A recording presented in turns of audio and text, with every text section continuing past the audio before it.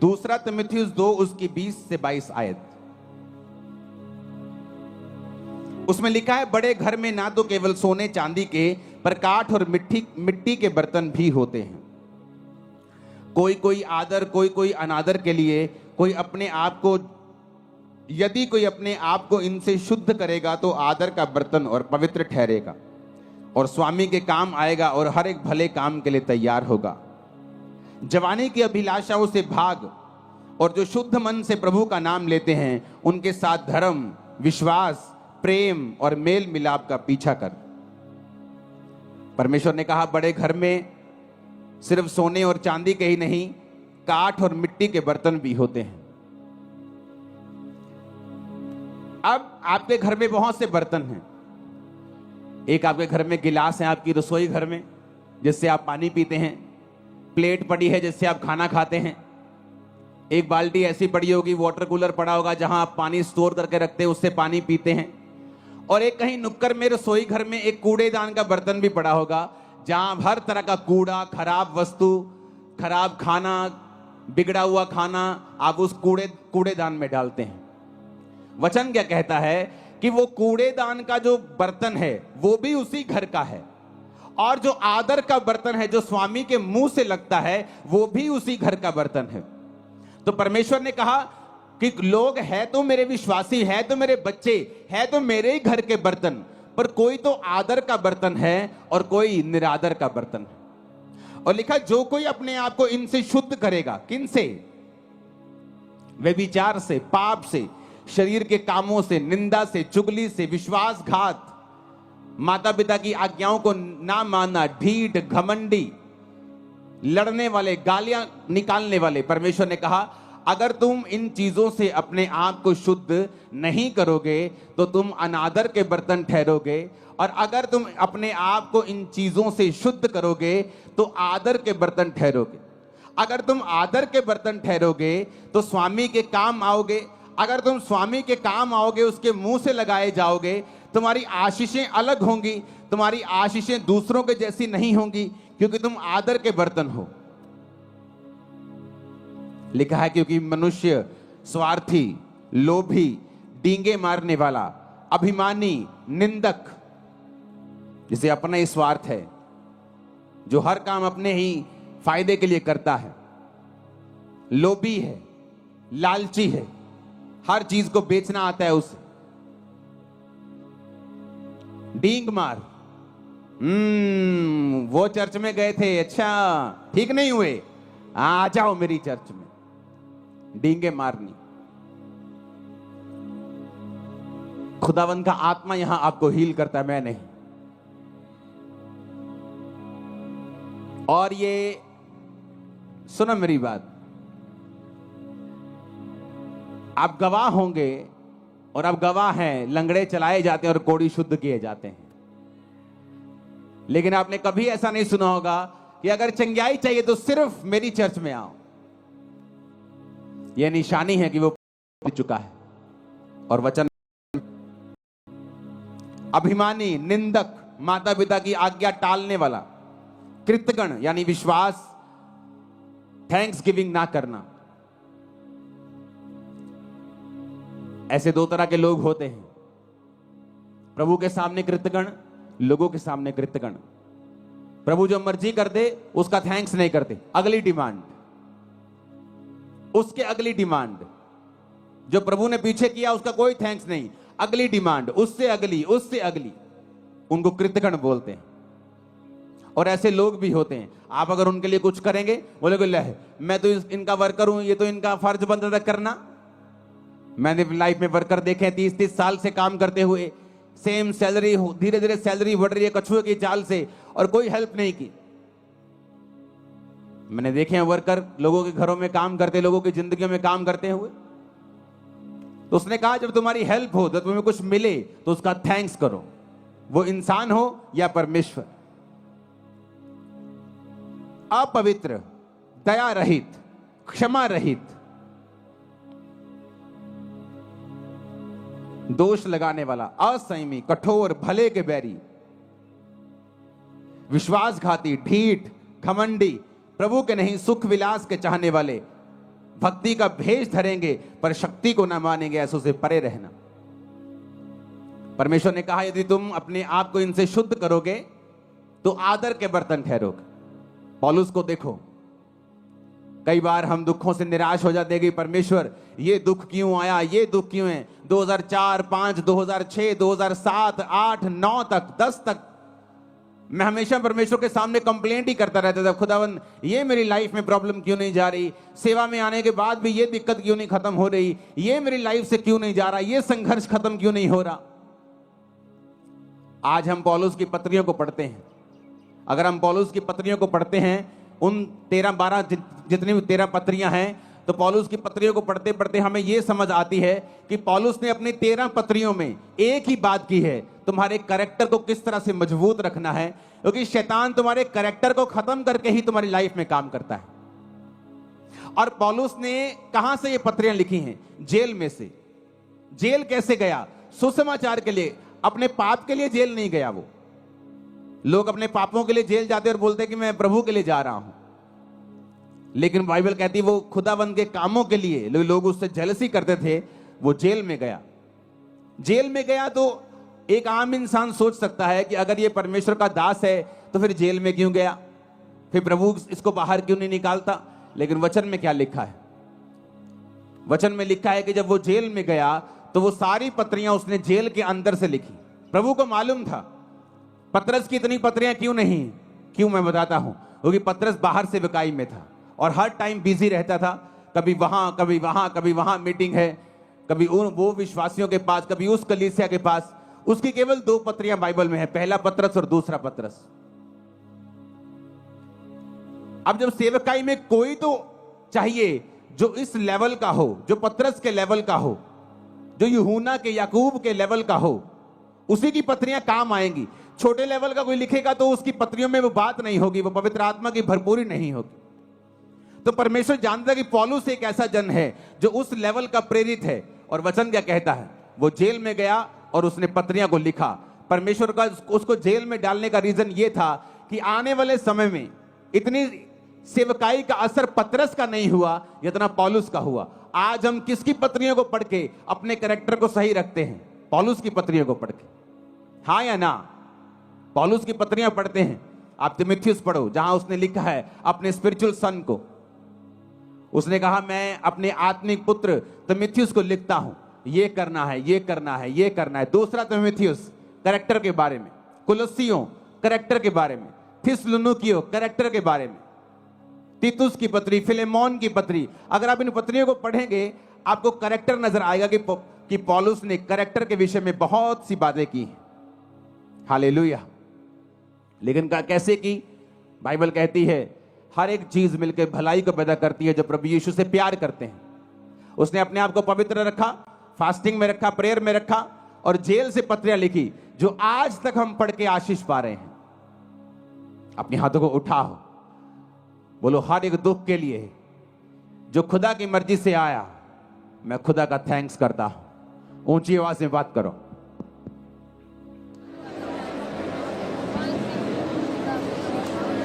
Thanks करो ऊंची आवाज में। और पिता मैं विश्वास करता हूं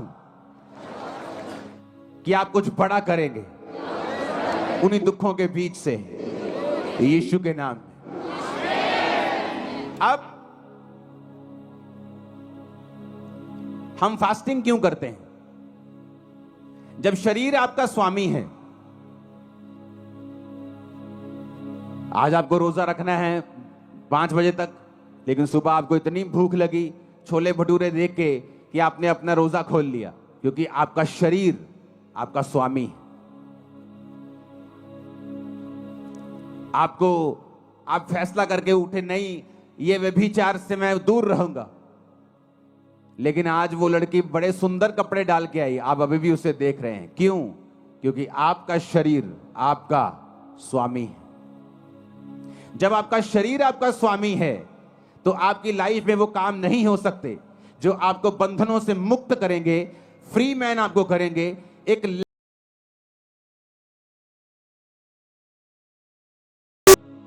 क्योंकि आपका शरीर आपका स्वामी है। आपको मालूम है आपकी आपका मोबाइल, आपकी फेसबुक स्क्रॉलिंग आपके टाइम को वेस्ट कर रही है। ये टाइम आपको प्रेयर में देना है। क्यों? क्योंकि आपका शरीर आपका स्वामी है। आप जब फैसला कर लेते ये काम मैं नहीं करूंगा और आप प्रार्थना में चले जाते हैं, उस तरीके से आप अपनी आत्मिक लाइफ को, अपनी आत्मा को अपने जीवन का स्वामी बना देते हैं। और वचन कहता है जो आत्मा से चलेगा वो जिएगा। आमीन, हालेलुया। ऊंची आवाज में हालेलुया। आप जानते नहीं आत्मा में रहना और प्रार्थना और उपवास में रहने से कितने बंधन टूटते हैं और कहां ये चीजें लगती हैं जाके, आपको मालूम भी नहीं। पिछले दिनों जब मैं प्रार्थना उपवास में था तो इस थर्सडे मैंने चर्च आना था, लेकिन थर्सडे में जब मैं प्रार्थना कर रहा था बुधवार को, तो परमेश्वर मुझे दर्शन देने लगा प्रार्थना में। जब प्रार्थना उपवास में मैं पिछले दिनों में था तो प्रेयर कर रहा था तो परमेश्वर दर्शन देने लगा। और ऐसे दर्शन नहीं देने लगा कि मैं कुछ मांग रहा हूं प्रभु से कि मुझे ये चाहिए, मुझे ये चाहिए। जस्ट मेरी आदत है खुदावंद के प्रेजेंस में बैठना और बैठे रहना और प्रेयर करना और बेदारी के लिए प्रेयर करना, लोगों के लिए प्रेयर करना। मेरा अपना कोई मसला नहीं है खुदावंद के सामने। मेरे मसले चर्च के होते हैं, आपके होते हैं। आप यहाँ काउंसलिंग के लिए आते हैं, आपके केस मोबाइल पे मेरे पास आते हैं। जब उनसे हल नहीं होता डायरेक्ट मेरे पास आते हैं, तो मैं लिख के भेजता हूं, इसको ये कहना है, ये कहना है, या सिर्फ ले हैंड में खड़ा करो, या इसको रोजे रखवाओ, या मुझसे मिलाओ, इसे ऑफिस भेजो। तो मेरा मसला सिर्फ आपके साथ होता है। तो मैं जब प्रेयर कर रहा था खुदावंद के साथ, तो परमेश्वर ने मुझे कहा कि एक बुक लिखनी है, सनातन परमेश्वर कौन है। वो बुक मैंने लिख दी है, आपको 2 हफ्तों प्रिंट हो जाएगी, अभी 1 हफ्ते में। तरफ से सब चला गया है, जस्ट वो डिजाइन हो रही है, प्रिंट हो जाएगी और आपको 1-2 हफ्ते में बुक मिल जाएगी। आप नोटिस करेंगे उस बुक के जरिए से जो लोग परमेश्वर में नहीं हैं, आप उनको जस्ट वो बुक दे देना। मैं कह रहा हूं वो चर्च में बैठा होगा, इतना छुएगा खुदा उससे। और कैसे हुआ? मैंने बुक के लिए प्रेयर नहीं की, मैंने बुक के लिए प्रार्थना नहीं की, मैं जस्ट प्रभु की हुजूरी में बैठा था, प्रार्थना कर रहा था। तो पवित्र आत्मा ने मुझे विजन दिया, सनातन परमेश्वर कौन है, इसके बारे में लिख। और उसमें 2 हिस्से हैं, एक सनातन परमेश्वर कौन है, एक और हिस्सा है जो आप बुक में पढ़ेंगे, वो भी एक शानदार हिस्सा है। जो कोई व्यक्ति अब उस बुक को पढ़ेगा उसे समझ आ जाएगा कि यीशु मसीह कौन है। क्या ये धर्म बदलने वाले लोग हैं, क्या कन्वर्जन करने वाले लोग हैं, या यीशु मसीह छुड़ाने के लिए आया। एक बुक आपके लिए एक सुसमाचार का एक कारण बन जाएगी और लाखों करोड़ों लोग उस बचाए जाएंगे। मैं बता रहा हूं, उसी बुक से आप देखना टेस्टिमनीज आती। कैसे पॉसिबल हुआ? जब आप परमेश्वर की प्रेजेंस में जाते हैं, आप प्रभु की प्रेजेंस में होते हैं, परमेश्वर आपकी लाइफ को फ्रूटफुल बनाता है, इफेक्टिव बनाता है। वो आपके बिजनेस के बारे में आपको दर्शन दे सकता है। आपका बेटा जो बचा नहीं है, नशे करता है, उसके बारे में आपसे बात कर सकता है। आपकी वाइफ के बारे में, आपके हस्बैंड के बारे में, आपके बच्चों के बारे में, आपकी सेहत के बारे में, किसी भी बारे में वो आपसे बात कर सकता है। जो चीज कमजोर है, शैतान के हाथ में है, बंधन के नीचे है, उसके बारे में प्रभु आपसे बात करता है। इसलिए तो वचन में लिखा है कि मैं अपने वचन को भेज के अपने लोगों को चंगा करूंगा। तो होता क्या है कि आपके पास वचन आता है कि बेटे, मेरे बेटे, सनातन परमेश्वर कौन है, इसके बारे में लिख। अब पता नहीं कितने लाख लोग उससे आजाद हो जाएंगे, कितने लाखों लोग उस वचन से छूट जाएंगे जब वचन को पढ़ेंगे। और आगे एक और उसका हिस्सा है बड़ा शानदार, जब उसे पढ़ेंगे। तो ये कैसे पॉसिबल है? जब आप शरीर के कामों को खत्म करके, आत्मा को फॉलो करके, प्रार्थना और उपवास में अपनी जिंदगी को दे देंगे, तब परमेश्वर आपसे बात करना शुरू करता है। कितने मेरी बात को समझ रहे हैं? तब तक आप उस लाइन में हैं। जैसे आप बिजली का बिल भरने, पुराने टाइम में लोग लाइन में लगते थे, पता नहीं आज लगते हैं कि नहीं लगते, ऑनलाइन हो जाता सब कुछ, लेकिन लाइन में लगते। तो आप लाइन में जो लगे हुए हो, छुटकारे की लाइन में, हीलिंग की लाइन में। लेकिन जब तक आप फास्टिंग, उपवास, प्रार्थना, तौबा, शरीर के कामों से मुक्त होकर प्रभु के सामने समर्पित आप नहीं होंगे, तब तक आप लाइन में तो हो पर आपका नंबर नहीं आएगा। लाइन में तो लगे हुए हो, चर्च तो जा रहे हो, पता सब कुछ है, प्रभु की दया भी है। लाइन में लगे ये भी एक फजल है, प्रभु को जानते हो ये भी एक अनुग्रह है। लेकिन रियल छुटकारा नंबर कब आएगा? जब तुम इन बातों को फॉलो करोगे। ऊंची आवाज में हालेलुया बोलो। और जब हम उपवास करते हैं क्या होता है? उपवास हमारे शरीर के जो बॉसपन है, उसका जो बॉसी शरीर है, जो मालिक बनता है, वो उसके मालिकियत को खत्म कर देता है। जो शरीर का प्रभाव है, पाप का प्रभाव है, गंदगी का प्रभाव है, नेगेटिविटी का प्रभाव है। मुझे आज भी याद है 2004 में जब मैं परमेश्वर में आया था, तो शैतान मेरे पे अटैक करता था बहुत। वचन जानने के बाद भी, प्रार्थना करने के बाद भी, सिर्फ 1 2 3 4 महीने ऐसा हुआ मेरे साथ। तो जब वो अटैक करता था मेरे पे कभी कभी, तो पवित्र आत्मा मुझे पता क्या बोलता था? मुंह से बोल। मैंने फास्टिंग स्टार्ट कर दी। खाना 6 बजे खाया है, शाम को 7 बजे, 10 बजे है रात के अभी, लेकिन मेरे मुंह से निकलता, मैंने मेरी अभी से फास्टिंग स्टार्ट। जब मैं मुंह से निकालता था, प्रार्थना में बैठता था, शैतान के अटैक कम होने लगते थे। सिर्फ मुंह से निकाला, फास्टिंग स्टार्ट है। मैं फास्टिंग से, प्रेयर से, उपवास से शैतान के ऊपर मैंने फतह पाई। जब आप फास्टिंग करते हैं, आपका जो शरीर बॉस है, उसकी जो मालिकियत है, बॉसीपन है, वो खत्म होता है।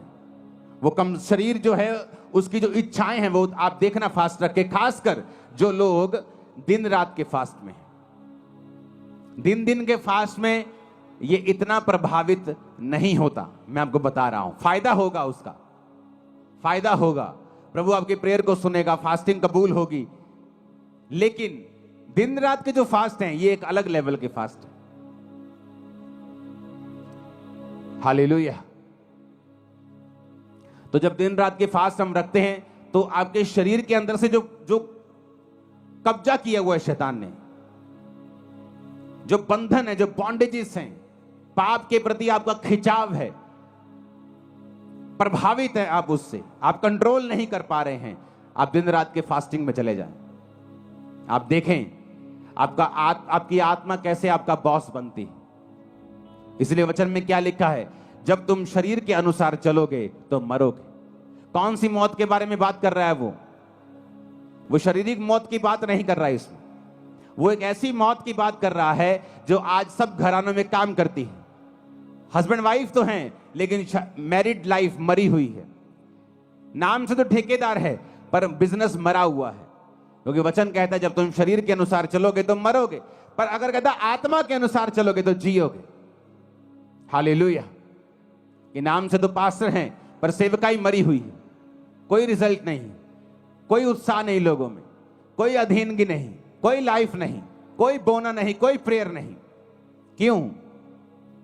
आपको शरीर के ऊपर पास्टर को फतह पानी पड़ेगी, उसको पाप के ऊपर फतह पानी पड़ेगी, फिर वो लोगों को लीड कर सकता है। हालेलुया। आप जब फास्टिंग करेंगे, आपके शरीर के अंदर से वो जो पाप का प्रभाव है, जो हैवीपन है, जो अट्रैक्शन है, जो लालसा है, जो तलब है, वो खत्म होती है। आपकी आत्मा आपका बॉस बनती जाती है। और एक दिन में नहीं, या एक साल में, 6 महीने में नहीं होता। ये कॉन्टिन्यू एक प्रोसेस है। जिस तरह मौसम बदलते हैं, गर्मी आती है, सर्दी आती है, बारिश आती है, आपकी आत्मा के जीवन में भी कई बार विश्वास में आप टॉप पे होते हैं, कई बार शैतान आपके विश्वास को हिला रहा होता है, मौसम आते हैं। पर जब आप कंटिन्यू फास्टिंग में और प्रेयर में रहते हैं, आप हर मौसम से निकल जाते हैं और आगे बढ़ते हैं। फिर समय आता है जो वचन में लिखा है कि फिर समय आने पर मैं तुझे फल दूंगा। समय आने पर तू फल लेके आएगा। जिस तरह वचन में लिखा है भजन संहिता 1 में कि समय आने के ऊपर तेरे पत्ते तो हरे रहेंगे क्योंकि तू नदियों के किनारे लगा हुआ है, लेकिन समय आने पर फिर फल भी आएगा, गवाहियां भी आएंगी। आमीन। ऊंचे वाला चाहिए चर्च, ऊंची आवाज में आमीन बोलो। हालेलुया। ऊंची आवाज में हालेलुया बोलो। अपने पड़ोसी को बोलो, जो कोई अपने आप को इनसे शुद्ध करेगा वो आदर का बर्तन ठहरेगा। और स्वामी के काम आएगा और हर एक भले काम के लिए तैयार होगा। आमीन। ऊंची आवाज में आमीन बोलो। Hallelujah, hallelujah. तो फास्टिंग, उपवास, मसीही जिंदगी एक डिसिप्लिन वाली जिंदगी है। अगर आप मसीही हैं और आपकी लाइफ में डिसिप्लिन नहीं है तो एक्चुअल में आप डिसाइपल नहीं, आप चेले नहीं। ये कहीं और होता होगा कि आप जाएं, जो मर्जी करें, जो मर्जी खाएं, जो मर्जी पिएं।